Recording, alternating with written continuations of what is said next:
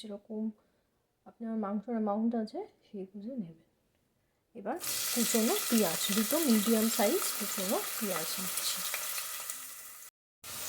Light brown হওয়া পর্যন্ত ভাজতে থাকবো, মিডিয়াম আঁচে দিয়ে করবেন।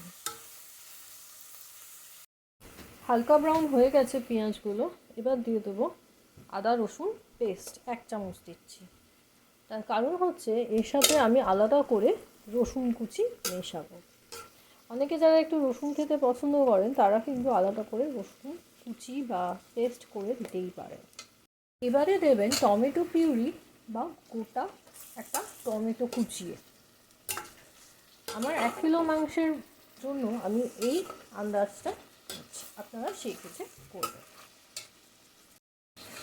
যতক্ষণ না টমেটোগুলো ভালো করে গলে যাচ্ছে এটাকে নাড়তে থাকবেন, একটু খেয়াল রাখবেন যাতে তলা থেকে ধরে না যায়, আর এটা কিন্তু মিডিয়াম আঁচে হবে। থকথকে একটা পাল্প মতো তৈরি হয়ে যাওয়ার পরেই আমরা মশলা দিতে শুরু করব, আর তার সাথে একটু লো ফ্লেমে করে দেবো যাতে এটা ধরে না যায়। তো এবারে আমি দিচ্ছি চিলি পাউডার। যারা যেরকম ঝাল খান সেই বুঝে কিন্তু লঙ্কাটা দেবেন, এটা কাশ্মীরি নয়, এটাতে কিন্তু ঝাল হবে। এটা দিলাম। তারপরে দেব ধনে, কোরিয়েন্ডার পাউডার,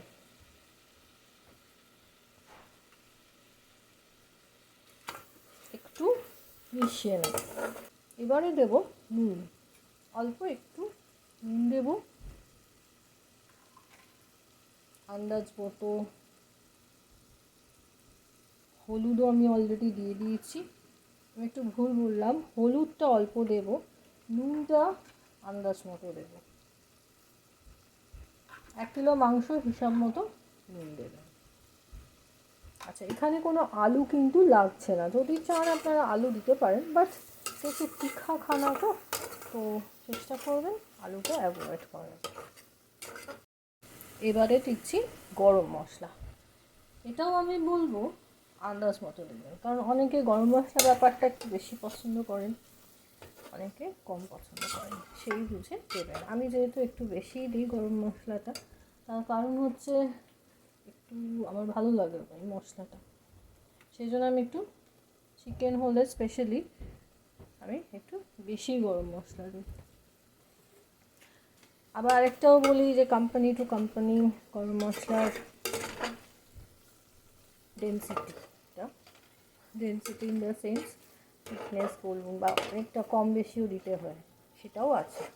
আমি এখানে এমডিএইচের গরম মশলা ব্যবহার করছি।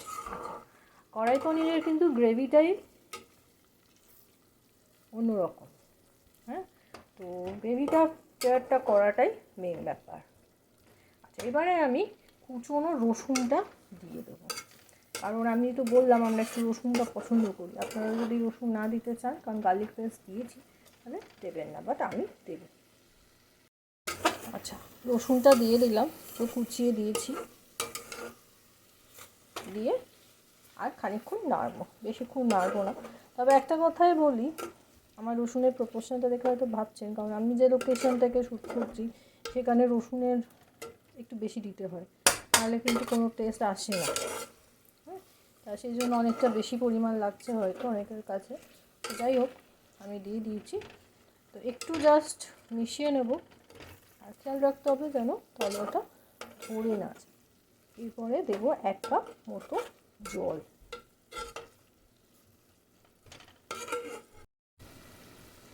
আচ্ছা, এতক্ষণ ছিল লো ফ্লেমে, এবার আস্তে আস্তে দেখুন আস্তে আস্তে ধরে যাচ্ছে। 2-4 মিনিট আমি কিন্তু রসুনটা দিয়ে নেড়ে নিয়েছি। এবারে দিয়ে দেব 1/2 কাপ জল। এবারে মিডিয়াম ফ্লেমে আমি নিয়ে নিচ্ছি।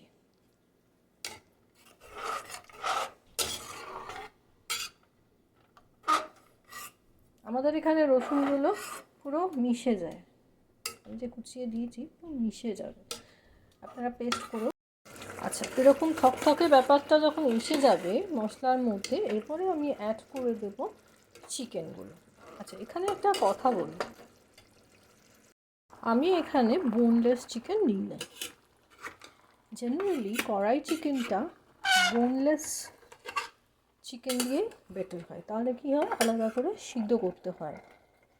আমি একটু ভেরিয়েশন নিয়েছি, রবিবারের মাংসের ঝোলটাকে আমি কড়াই পানির স্টাইলে করছি। তো যারা মাংস সিদ্ধ করতে চান না তারা এইভাবেই ফুটিয়ে ফুটিয়ে তাকে সিদ্ধ করে নিতে পারেন।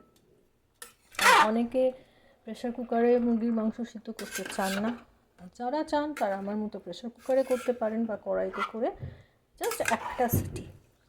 এখানে অনেক বড় বড় পিস আছে, সেগুলো সিদ্ধ না হলে ভালো লাগে না অনেক সময়, কারণ সব মাংস তো একরকম হয় না, কিছু মাংস খুব ভালো সিদ্ধ হয়ে যায় প্রেশার কুকার ছাড়া। তো ভালো করে মিশিয়ে দিচ্ছি আমি এখানে।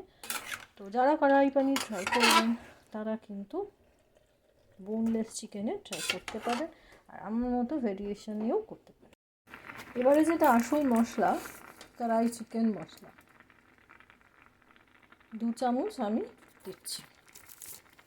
আমার চামচের মেজারমেন্টটা আপনারা দেখতে পাচ্ছেন নিশ্চয়ই, সেই ওয়াইজ আমি দিচ্ছি। এটা কিন্তু 1 কিলো মাংসের হিসাব, আর একটু সামান্য অ্যাড করে দিলাম।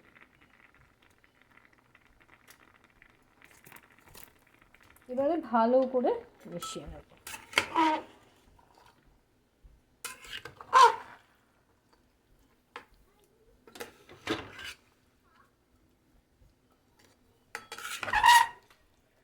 মাংস থেকে অনেকটা জল বেরোচ্ছে, তাই আলাদা করে জল দিচ্ছি না, অল্প একটু কাজু বাদাম বাটা অ্যাড করছি। আমি প্রেসার কুকারে একটা সিটি দিয়ে নিচ্ছি। সিদ্ধ হওয়ার পরে এরকম হয়েছে, জলটা কিন্তু মাংস থেকে বেরিয়েছে, তাই এক্সট্রা জল অ্যাড করিনি। মাংস থেকে জল না বেরোলে কিন্তু জল দেবেন 1 কাপ। এটা দিচ্ছি কসুরি মেথি। এবারে আমার মিডিয়াম আঁচে আছে, আমি একটু ঝোলটা শুকাবো। আচ্ছা, এবারে বলি কড়াই পানির, কারণ না কড়াই পানিরে গ্রেভিটা একটু ঠিক হয়, মাখো মাখো টাইপের হয়। তো আমি তো সেরকম করিনি, আমি একটু ঝোল রাখছি, একটু ভেরিয়েশন তো করেছি বললাম। তো আপনারা একটু গ্রেভিটা রাখতে পারেন, কারণ জেনারেলি কড়াই পনিরটা রুটি, নান, পরাঠা এসবের সাথে খুব ভালো যায়। আমি যেহেতু ভাত এবং রুটি দুটোর সাথে ইউজ করছি, তাই একটু গ্রেভি রেখেছি। আর তার সাথে সব শেষে কিছু কুচনো টমেটো, কুচনো পেঁয়াজ, ক্যাপসিকামও দিতে পারেন, দিয়ে ভালো করে নেড়ে আপনারা সার্ভ করবেন উইথ পরাঠা, নান, রুটি, যে যেটা খান। একবার ভেরিয়েশন করে দেখতে পারেন, একটু ঝোল রেখে দেখতে পারেন। আমি অনেকটাই ঝোল শুকিয়ে দেবো, নাহলে টেস্ট অতটা ভালো লাগবে না। সো আপনারা এইভাবে করুন, এবং আমি গ্যারান্টি দিচ্ছি বেশ ভালো খেতে হয়। ঝোলটা একটু অন্যরকম।